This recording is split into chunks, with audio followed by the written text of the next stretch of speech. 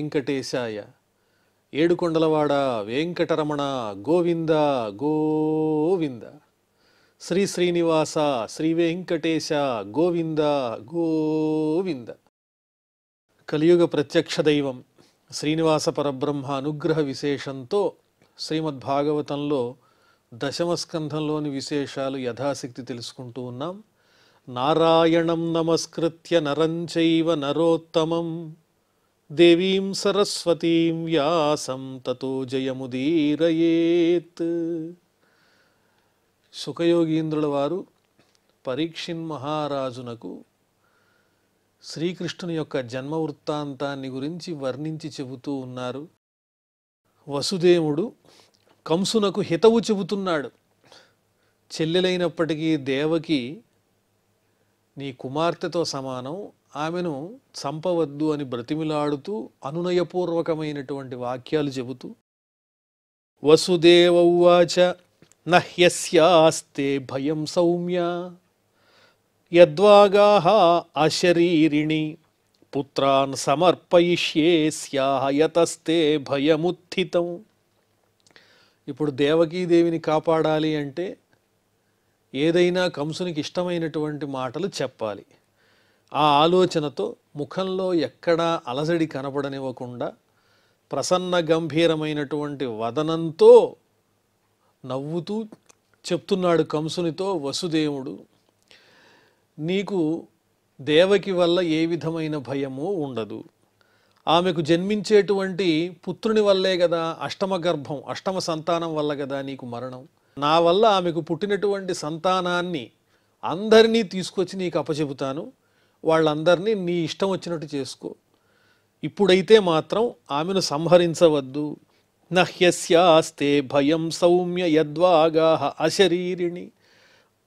ఆకాశవాణి ఏదో చెప్పింది కదా, నీ చెల్లెలైనటువంటి దేవకికి జన్మించబోయేటువంటి అష్టమ సంతానం వల్ల నీకు మృత్యు ఆసన్నం అవుతుంది అని ఏదైతే ఆ అశరీరవాణి చెప్పిందో ఆ మాటల గురించి నువ్వు భయపడిన అవసరం లేదు. ఎందువల్లంటే పుత్రాన్ సమర్పయిష్యే అస్యాః, ఈమెకు జన్మించినటువంటి సంతానాన్ని నీకు తెచ్చిస్తా. యతస్తే భయముత్థితం, దేనివల్లనైతే నీకు భయం ఉన్నదో, ఏదైతే నీకు భయహేతువో దాన్ని నేను పోగొడతాను కదా. అలాంటప్పుడు ఈమెను చంపటం దేనికి, ఆలోచించు. శ్రీ శుక ఉవాచ స్వసుర్వథాత్ నివవృతే కంసః తద్వాక్యసారవిత్ వసుదేవోపి తం ప్రీతః ప్రశస్య ప్రావిశత్ గృహం. ఎప్పుడైతే ఇలా ఇంపైనటువంటి ఇష్టమైనటువంటి ప్రియవచనాన్ని వసుదేవుడు చెప్పాడో కంసునికి ఆనందం కలిగింది, తృప్తిపడ్డాడు. పుట్టిన పిల్లాడినల్లా తెచ్చిస్తా అన్నాడుగా, ఇంక నాకు మృత్యు ఎక్కడి నుంచి వస్తుంది, కాబట్టి భయం లేదనుకున్నాడు.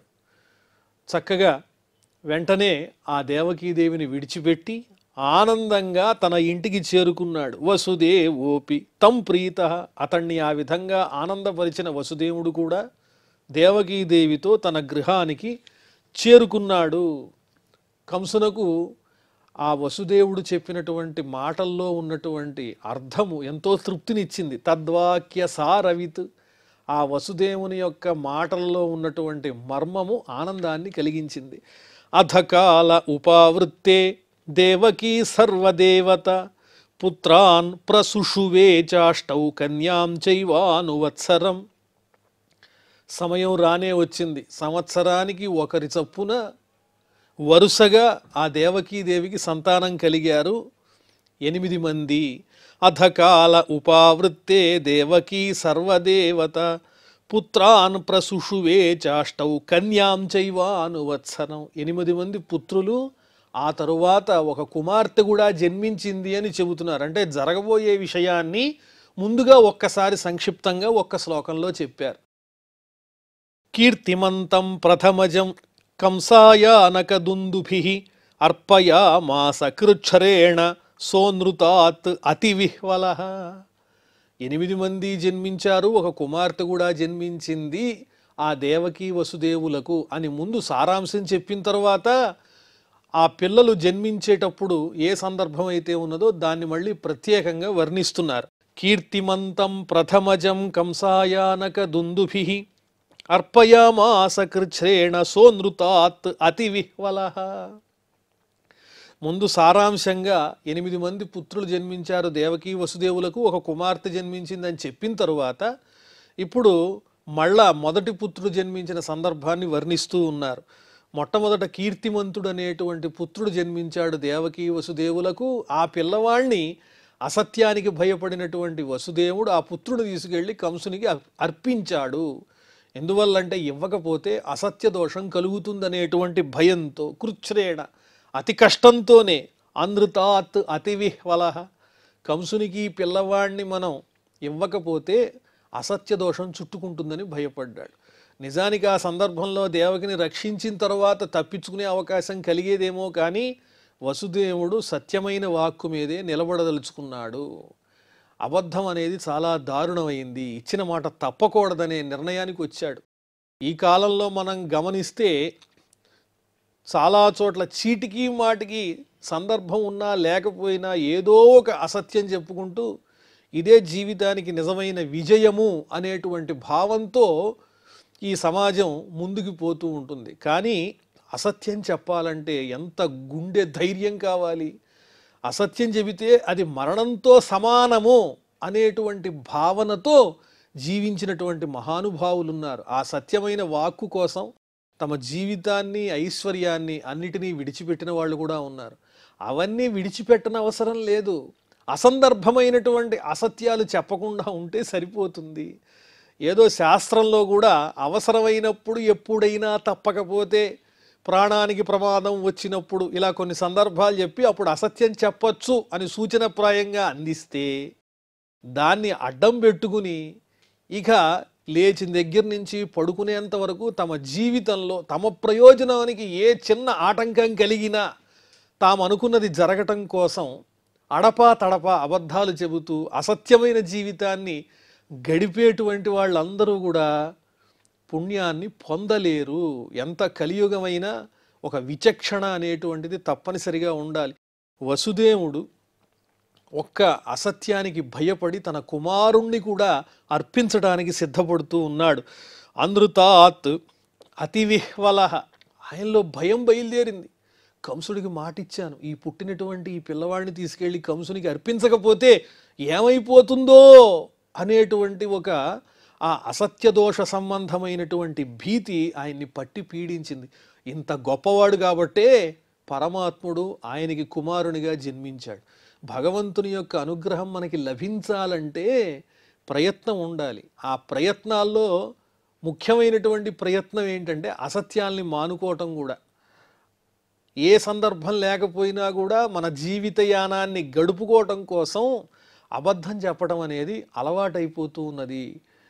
పెద్దవాళ్లే గనక ఈ విధంగా చేసినట్లయితే అది చూచినటువంటి పిల్లలు చిన్నప్పటి నుంచి నేర్చుకుంటారు. ఓహో, సందర్భం వచ్చినప్పుడు ఎంతటి అబద్ధమైనా చెప్పి మనం తప్పించుకుని మనం జీవించటమే ప్రధానమైన లక్ష్యము అనే అవగాహనకు వచ్చారంటే జీవితం అంతా అబద్ధపు జీవితమే అయిపోతుంది కదా. కాబట్టి సత్యమైనటువంటి మనస్సు, సత్యమైనటువంటి మాట యథాశక్తి మన జీవితంలో కుదిరినంత వరకు అనవసరమైనటువంటి అసత్యాలైనా కొన్నిటిని విడిచిపెట్టి సారవంతమైన జీవితాన్ని గడపడానికి ప్రయత్నిస్తే అప్పుడు పరమాత్మ అనుగ్రహం చాలా తేలిగ్గా లభిస్తుంది. కిం దుస్సహంను సాధూనాం, అదే చెబుతున్నారు. కిం దుస్సహన్ను సాధూనాం విదుషాం కిమపేక్షితం కిమకార్యం కథర్యాణం దుస్త్యజం కిం ధృతాత్మనాం. సజ్జనులు సాధువులు అయినటువంటి వాళ్ళు విడిచిపెట్టలేదంటూ ఏదైనా ఉంటుందా? వాళ్ళకి వ్యామోహమే ఉండదు కదా. సజ్జనులై ఉండాలి అంటే వ్యామోహాల్ని విడిచిపెట్టాలి. వ్యామోహంతో ఉన్నవాళ్ళు సాధువులా జీవించలేరు. తాము కోరుకున్నటువంటి దాన్ని సాధించుకోవటం కోసం వ్యామోహంతో తప్పులు చేస్తూ ఉంటారు. కానీ సజ్జనులైనటువంటి వాళ్ళు ఎట్టి పరిస్థితుల్లోనూ ఏదైనా విడిచిపెట్టడానికి సంసిద్ధమైన త్యాగబుద్ధి కలిగి ఉంటారు. కాబట్టి వసుదేవుడు అంతటి గొప్పవాడు కాబట్టి తన కుమారుణ్ణి కూడా త్యాగం చేయడానికి సిద్ధపడ్డాడు సత్యం కోసం. కిం దుస్సహన్ను సాధూనాం, వారు చెయ్యలేనిది ఏదైనా ఉందా? భరించలేనిదంటూ ఏదైనా ఉందా? ఏదైనా భరించగలరు, ఎంత కష్టాన్నైనా తట్టుకోగలరని చెబుతున్నారు. విదుషాం కిం అపేక్షితం, పండితులైనటువంటి వారికి అవసరమైందంటూ ఏమీ లేదు. ఎందుకంటే వాళ్ళకి అన్నిటి చదువుల్లో ఉన్నటువంటి మర్మము ఆ జ్ఞానము తెలుసు కాబట్టి తుచ్చమైనటువంటి తృణప్రాయములైనటువంటి ప్రయోజనాల కోసం తమ జ్ఞానాన్ని పణంగా పెట్టి పాపాన్ని అంటించుకోరు. వాళ్ళు పండితులంటే. కాబట్టి విదుషాం కిం అపేక్షితం, నిజమైనటువంటి పండితులు, సమదర్శనం కలిగినటువంటి వాళ్ళే పండితులు. అలాంటి వాళ్ళకి అవసరమైందంటూ ఏది ఉండదు. ఏది ఉంటే దాంతోనే సంతృప్తి చెందగలుగుతారు. కిమకార్యం కదర్యాణం, అలాగే కఠినులైన వాళ్ళు, దుష్టులైన వాళ్ళు, పాపాత్ములైనటువంటి వాళ్ళు ఇది చేయదగింది, ఇది చేయకూడనిది అనే ఆలోచన వాళ్ళకు ఉండదు. ఏది చేయటానికైనా తెగిస్తారు.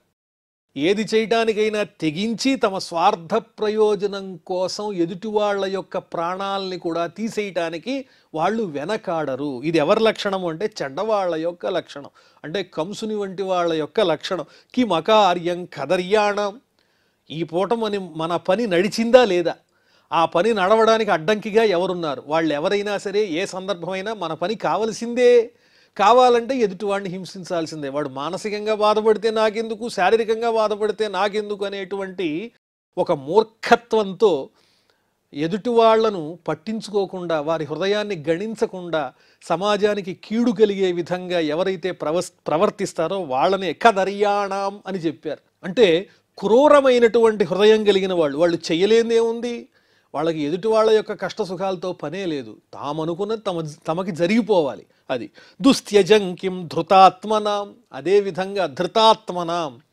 ఇంద్రియ నిగ్రహం కలిగిన వాళ్ళు విడిచిపెట్టలేనిది ఏదైనా ఉంటుందా? ఇంద్రియాల మీద పట్టు ఉంటే వ్యామోహం అనేది ఎలాగూ ఉండదు, అన్నీ కావాలి అనే ఆలోచన కూడా ఉండదు. కాబట్టి ఆ ఇంద్రియ నిగ్రహం కలిగినటువంటి వాళ్ళు దేన్నైనా విడిచిపెట్టేయగలరు. అది మహాత్ముల యొక్క లక్షణం. సజ్జనులైన వాళ్ళు దేన్నైనా భరించగలుగుతారు, పండితులైన వాళ్ళు ఏదీ కోరుకోరు. అలాగే ఇంద్రియ నిగ్రహం కలిగినటువంటి వాళ్ళు ఏదైనా విడిచిపెట్టగలుగుతారు. దుష్టులైనటువంటి వాళ్ళు ఎంత పాపకార్యాన్ని చేయటానికైనా తెగిస్తారు అని చెబుతున్నారు ఇక్కడ. దృష్ట్వా సమత్వం తచ్చౌరేహే సత్యే చైవ వ్యవస్థితం కంసస్తుష్టమనా రాజన్ ప్రసన్నిదమబ్రవీత్. వసుదేవుడు తన పుత్రుణ్ణి తీసుకుని వెళ్ళి కంసునికి అర్పించి, బావా ఇదిగో ఇచ్చిన మాట ప్రకారం పుట్టినటువంటి మొదటి పుత్రుడు తీసుకొచ్చా, స్వీకరించు అని కంసుడికి అప్పచెబుతూ ఉంటే, అంత కఠినాత్ముడైనటువంటి కంసుని యొక్క హృదయం కూడా ద్రవించింది. దృష్ట్వా సమత్వం, ఎంత తెగింపు!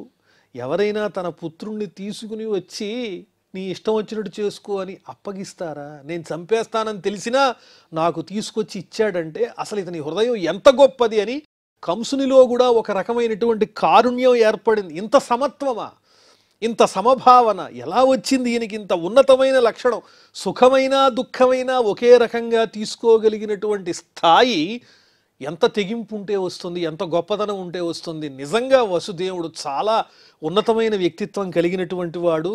ఇలాంటి వాడి మనస్సుకి మనం కష్టం కలిగిస్తే మనకి నిష్కృతి లేదు అని మహాపాపాత్ములం అయిపోతామని కంసుడు అంతటి వాడు ఆలోచించి, ఇక్కడ కంసుడే నయం ఈ కలియుగంలో చాలామంది కన్నా.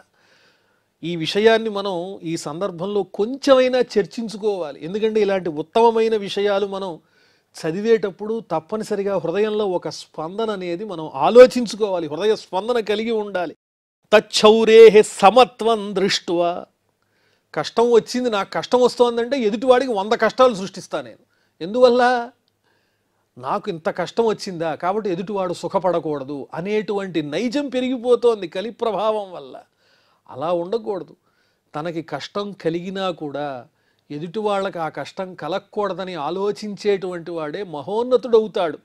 ఇలా ఆలోచిస్తే ఏమంటారు అలాంటి వాళ్ళంటే, వీళ్ళు పిచ్చి వాళ్ళండి, వీళ్ళంతా లోకజ్ఞానం లేనటువంటి వాళ్ళు, నష్టపోతున్నారు అనే భావనకి వచ్చేసింది ఈనాటి కాలం. అది కాదు ఉదాత్తమైనటువంటి ధర్మము లక్షణము.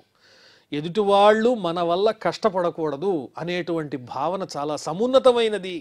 ఒకంత తనకి నొప్పి కలిగినా అందరూ ఇదే దుఃఖాన్ని అనుభవించాలి, ఇంతకి రెండింతలు అనుభవించాలి, నాకేనా ఈ కష్టం, నాకెంత వచ్చిందంటే వాళ్ళకి అంత కష్టం రావాలి అనే ఆలోచన అనేది పోవాలి.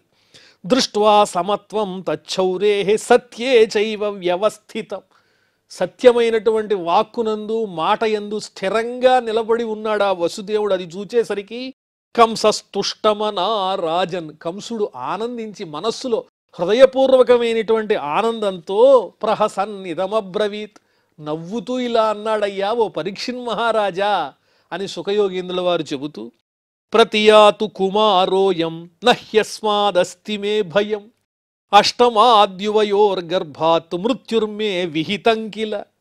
వసుదేవ, నువ్వు చాలా గొప్పవాడివయ్యా, సత్యానికి నిలబడ్డావు, నీ కుమారుణ్ణి నువ్వే తీసుకువెళ్ళు. ఎందువల్లంటే ఈ పిల్లవాని వల్ల నాకు ఏ విధమైన ఆపద లేదు, నీ అష్టమ సంతానం వల్లనే కదా నాకు హాని కలిగేది. ఇతడు మొదటి పుత్రుడు, ఇతని వల్ల నాకు ఏ విధమైన అపకారము లేదు, అపాయం లేదు. ఇతన్ని సంహరించి నేనెందుకు బాధపడాలి, నిన్నెందుకు బాధ పెట్టాలి.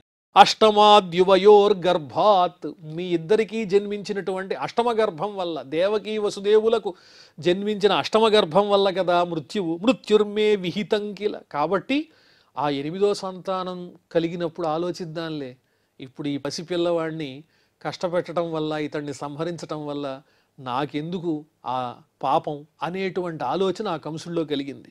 తథేతి సుతమాదాయ యయావానక దుందుభిః నాభ్యనందత తద్వాక్యం అసతో అవిజితాత్మనః. అలాగే అని చెప్పి వసుదేవుడు సుతమాదాయ, ఆ పిల్లవాడిని తీసుకుని యయౌ ఆనకదుందుభిః, తిరిగి తన గృహానికి వెంటనే వెళ్ళిపోయాడు. అక్కడ కాసేపు కూడా ఉండలేదు, వెంటనే వెళ్ళిపోయారు. ఎందువల్లంటే నాభ్యనందత తద్వాక్యం, కంసుడు చెప్పినటువంటి మాటను ఆయన మనఃపూర్వకంగా ఆనందించి తృప్తిగా అనుభవించలేకపోయాడు వసుదేవుడు. ఎందువల్లంటే కంసుని యొక్క స్వభావం ఆయనకి తెలుసు. ఈ క్షణం ఉన్నటువంటి ఆలోచన మరో క్షణంలో ఉండదు. ఇప్పుడు ఆనందంగా ఉంది కాబట్టి సంతోషంతో వెళ్ళన్నాడు, మరుక్షణమే మనసు మారిందంటే మళ్ళీ వెంటనే వెనక్కి పిలిచి ఆ పిల్లవాడిని సంహరించవచ్చు. అంటే అవ్యవస్థిత చిత్తానాం ప్రసాదోపి భయంకర అని ఇది కూడా మనం లోకంలో చూస్తూనే ఉంటాం. ఒక క్షణం నవ్వుతూ మాట్లాడి ఆ వ్యక్తి అవతలికి వెళ్ళిన తర్వాత ఆ వ్యక్తి మీద ఎవరన్నా మనకి చాడీలు చెబితే అది నిజమని నమ్మి మళ్ళీ ఆ వ్యక్తిని ఇష్టం వచ్చినట్టు తోలనాడడం అనేది, అంటే ఒక స్థిరమైనటువంటి బుద్ధి లేని చాంచల్య హృదయం కలిగినటువంటి రాక్షస ప్రవృత్తితో ఉన్నాడు. కాబట్టి కంసుడు, ఓహో వీడి మంచితనము చెడ్డతనము నిర్ణయించడం ఎవరి వల్ల కాదు, వీడు ఎప్పుడు ఎలా ఉంటాడో తెలియదు, కాబట్టి వీలైనంత తొందరగా మనం ఇక్కడి నుంచి వెళ్ళాలి. వెళ్ళినంత మాత్రాన ఆపద పోతుందా? పోదు. ఎప్పటికైనా వీడి యొక్క హృదయం కర్కశమే, కఠినమే, వీడు సజ్జనుడు కాదు అని వసుదేవుని యొక్క హృదయంలో స్థిరమైనటువంటి నిర్ణయం ఉన్నది. అందువల్లనే నాభ్యనందత తద్వాక్యం. ఎందువల్లంటే అసతః, ఎదురుగా ఉన్నటువంటి కంసుడు ఎలాంటి వాడు? అజ్ఞాని, జ్ఞానం లేనటువంటి వాడు. ఇది మంచి ఇది చెడు అని పరిశీలించి ఆలోచించేంత బుద్ధి అతని దగ్గర లేదు, నిలకడ లేనటువంటి వాడు. అవిజిత ఆత్మనః, ఇంద్రియ నిగ్రహం లేనటువంటి వాడు, ఇంద్రియాల మీద పట్టు లేనటువంటి వాడు. ఇలాంటి వాడు ఇచ్చేటువంటి సత్కారం కానీ తిరస్కారం కానీ రెండూ అనుమానాస్పదాలే. కాబట్టి వీడిని మనం ఎట్టి పరిస్థితుల్లోనూ నమ్మకూడదు, విశ్వసించకూడదు అని ఆలోచించారు వసుదేవుల వారు. ఇది చాలా చాలా చాలా విలువైనటువంటి విషయాలు. నందాద్యాయే వ్రజే గోపాః యాశ్చామీషాంచ యోషితః వృష్ణయో వసుదేవాద్యాః దేవక్యాద్యా యదుస్త్రియః సర్వే వై దేవతా ప్రాయాః ఉభయోరపి భారత. నందవ్రజంలో ఉన్నటువంటి నందుడు ఇత్యాదులు గాని, గోకులంలో ఉన్నటువంటి ఈ నందుడు మొదలైన గోపాలకులు గోపికలు వీళ్ళందరూ యాశ్చామీషాంచ యోషితః, వాళ్ళ స్త్రీలు అంటే గోపాలకులు, గోపాలకుల యొక్క స్త్రీలు, నందుడు, యశోద, ఆ గోకులంలో ఉన్నటువంటి ఈ వీళ్ళందరూ కూడా ఎవరు? దేవతలే. వృష్ణయో వసుదేవాద్యా, వృష్ణి వంశానికి చెందినటువంటి ఈ వసుదేవుడు కానీ అతని పరివారం కానీ వీళ్ళందరూ దేవక్యాద్యా యదుస్త్రియ, దేవకీ మొదలైనటువంటి స్త్రీలు వీళ్ళందరూ కూడా దేవతాస్వరూపాలే. బ్రహ్మగారు చెప్పారుగా దేవతలకు, శ్రీకృష్ణస్వామిగా అవతరించబోతూ ఉన్నటువంటి శ్రీ మహావిష్ణువుకి సహకరించటం కోసం మీరంతా జన్మించండి అని దేవతలకు ఆజ్ఞ ఇచ్చారు, దేవతా స్త్రీలకు కూడా తెలియజేశారు. కాబట్టి ఇప్పుడు యదువంశంలో ఉన్న వాళ్ళందరూ దాదాపు దేవతా స్వరూపాలే తప్ప వేరొకరు కాదు. సర్వే వై దేవతా ప్రాయాః ఉభయోరపి భారత.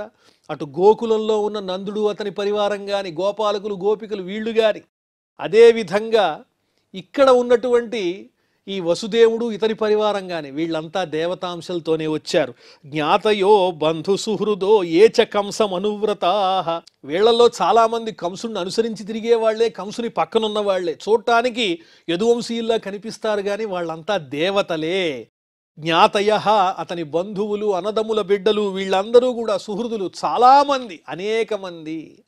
రాక్షసులు ఉన్నారు, దేవతలు ఉన్నారు. కానీ ఈ యదువంశంలో జన్మించినటువంటి వాళ్ళల్లో చాలా వరకు అందరూ దేవతా స్వరూపాలే. ఏతత్ కంసాయ భగవాన్ శశంసాభ్యేత్య నారద. ఈ విషయం కంసునికి తెలియదు. ఆ విషయాన్ని అర్థమయ్యేలా విడమరిచి చెప్పింది ఎవరు అంటే, ఒకనాడు నారద మహర్షి నారాయణ నారాయణ అంటూ నారాయణ నామస్మరణ చేస్తూ ఆ కంసుని ఇంటికి వచ్చి ఆ కంసునితో చెప్పాడు, కంసా నీ చుట్టూ ఉన్నటువంటి యదువంశీయులు ఎవరో తెలుసా? ఆ గోకులంలో ఉన్న నందాదులు ఎవరో తెలుసా? ఈ యదువంశంలో ఉన్నవాళ్ళు కానీ వాళ్ళు కానీ వీళ్ళంతా దేవతా స్వరూపాలే. నువ్వు మాత్రం ఎవరో తెలుసా? నీవు రాక్షసాంశతో జన్మించిన వాడివి. భూమేర్భారాయమాణానాం దైత్యానాంచ వధోద్యమం. ఈ భూమి మీద పెరిగిపోయినటువంటి ఈ పాపాత్ముల యొక్క భారాన్ని పోగొట్టడం కోసమే ఎంతోమంది మానవ రూపాల్లో జన్మించారు దైత్యులు, రాక్షసులు. వాళ్ళందరినీ సంహరించటం కోసం ఇదొక ఉద్యమంలా ప్రారంభించాడు శ్రీ మహావిష్ణువు. ఆయన అవతరించబోతున్నాడు. ఆయన బంధువులందరూ, దేవతలందరూ ముందుగానే అవతరించారు. నీ చుట్టూ ఉన్నవాళ్ళు కానీ, గోకులంలో ఉన్నవాళ్ళు కానీ, నీ పరిసర ప్రాంతాల్లో కనిపించే వాళ్ళందరూ కూడా దేవతలే అని చెప్పేటప్పటికీ ఋషేర్ వినిర్గమే కంసో యదూన్మత్వా సురానితి. ఓహో, యదువంశంలో ఉన్న వాళ్ళంతా దేవతలే అన్నమాట. నేను రాక్షస అంశకి సంబంధించిన వాడిని అన్నమాట, నేను రాక్షసుండనమాట అనే భావన కలిగింది ఆ కంసునకు. దేవక్యా గర్భసంభూతం విష్ణుం చ స్వవధం ప్రతి. ఇంకా ఈ దేవకీదేవికి వసుదేవుని ద్వారా పుత్రుడు జన్మించి నన్ను చంపడానికే ఉద్యమిస్తాడు, నన్ను సంహరించడానికి ఆ విష్ణువు వీళ్లకు సంతానంగా పుట్టబోతున్నాడు దేవకీ వసుదేవులకు అని ఆలోచించసాగాడు. అతనికి ఎప్పుడైతే ఆలోచన వచ్చిందో అతడు మానవ రూపంలో ఉన్న అతనిలో ఉన్నటువంటి రాక్షస ప్రవృత్తి మూడింతలైపోయింది, నాలుగింతలైపోయింది. నేను మానవ మాత్రుణ్ణి కాదు, నేను ఒక దైత్యుణ్ణి, అసురుణ్ణి, రాక్షసుణ్ణి అనేటువంటి స్థిరమైన భావనకు వచ్చాడు కంసుడు. ఆ తర్వాత ఏం జరిగిందో మనం తెలుసుకుందాం. ప్రస్తుతం క్షమా ప్రార్థనాదులతో ఈ కార్యక్రమాన్ని పరిసమాప్తం చేసుకుందాం. అథ క్షమా ప్రార్థన. యదక్షరపద భ్రష్టం మాత్రాహీనంచ యద్భవేత్ తత్సర్వం క్షమ్యతాం దేవ నారాయణ నమోస్తుతే. శ్రియఃకాంతాయ కళ్యాణ నిధయే నిధయేర్థినాం శ్రీవేంకట నివాసాయ శ్రీనివాసాయ మంగళం.